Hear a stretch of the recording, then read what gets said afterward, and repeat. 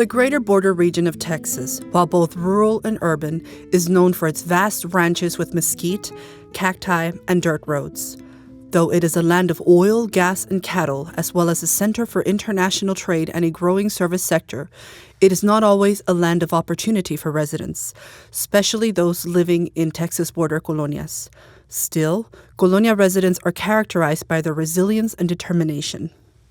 There is an extraordinary spirit that looks forward.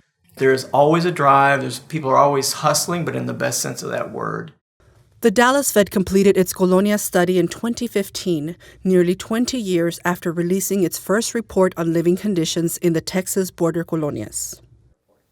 So much work has been done in the colonias since the original report, so we knew it was time to revisit these areas. In Spanish, colonia means a community or neighborhood. The Texas office of the Secretary of State defines a colonia as a residential area along the Texas-Mexico border that may lack basic living necessities, such as potable water, sewer systems, electricity, paved roads, or safe housing. The Dallas Fed study focused on 6 Texas border counties with the highest concentration of colonias: El Paso, Maverick, Webb, Starr, Hidalgo, and Cameron counties. We knew it was important to go into the colonias and talk to residents and community-based organizations. So we formed a steering committee, and we conducted focus groups and interviews with key stakeholders and community residents. A common misperception is that Colonia residents have recently entered the U.S. from Mexico. Actually, residents are mostly U.S. citizens of Mexican descent. More than 40% live below the poverty line, and an additional 20% live at or near the poverty line. Families struggle to make ends meet. And you say, well, why would a person live in that kind of condition? Why would they even consider moving into that kind of condition? It's the American dream. The quality of infrastructure in the Texas colonias can vary widely. Garden hoses and extension cords often stretch from one trailer home to another. Wooden planks are propped over the flood-prone ground as a pathway. However, there have been significant improvements. Since 2006, almost 290 formerly underdeveloped colonias have acquired infrastructure, such as paved roads, water systems, and solid waste disposal. In Webb County, where over half of the colonias still don't have access to safe drinking water, Texas A&M initiated a water filtration project where residents learned to create their own countertop ceramic filters.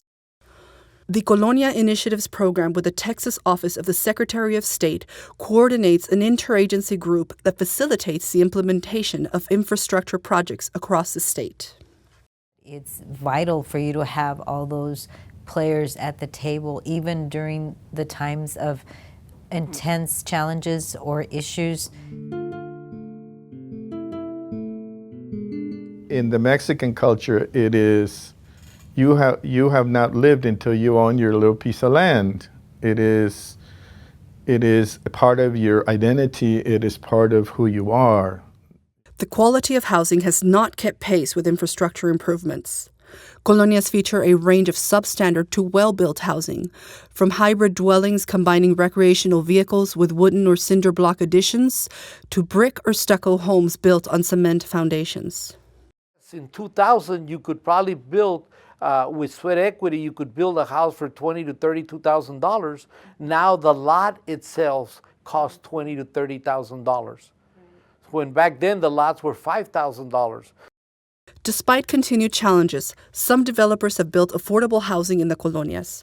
For example, Lower Valley Housing Corporation and Community Development Corporation of Brownsville are seen as leaders for their successes in the Texas border colonias community development industry. They've been successful due to their approach, investing in what is proven to work, which is getting colonia residents involved in the process. Though poverty is pervasive in the Texas colonias, many colonia residents have been able to improve their financial well-being through entrepreneurship. So it's creating jobs within their community and then supporting it by their own population, which is such a beautiful way to grow.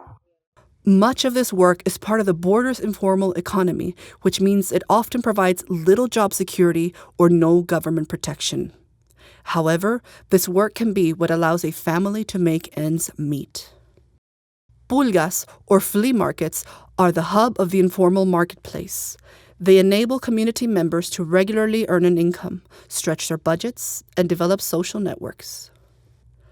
Some entrepreneurs in the informal economy have been able to move to the formal economy. Leticia Jones, a Starr County Colonia resident, runs a restaurant that provides delivery and catering services. Because of her relationship with Lyft Fund, a microlender that helps small business owners who have limited access to capital, her business has grown and she now has a formal relationship with a bank.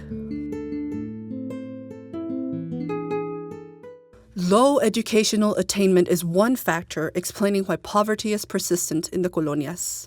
Parents value education and want to help their children succeed, but are hindered by limited English proficiency and lack of experience in navigating the education system. Many local efforts are aimed at developing students' talents, preparing them for the workforce, and helping them become civically engaged.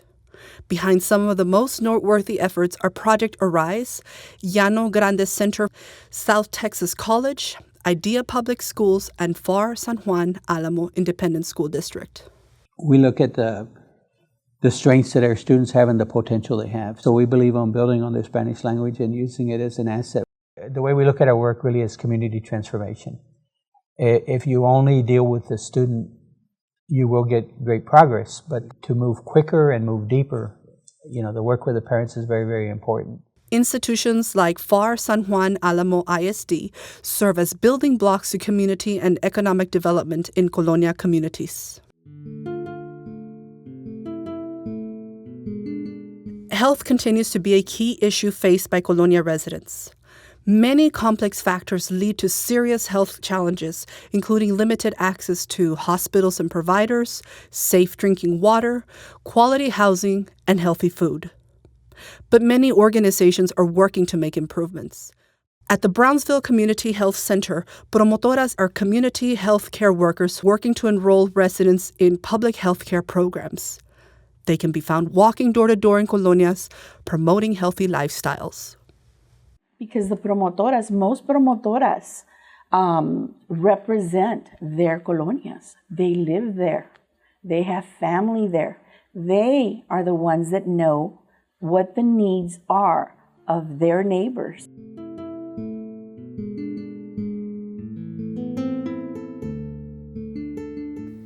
Life in the Texas Colonias has certainly improved.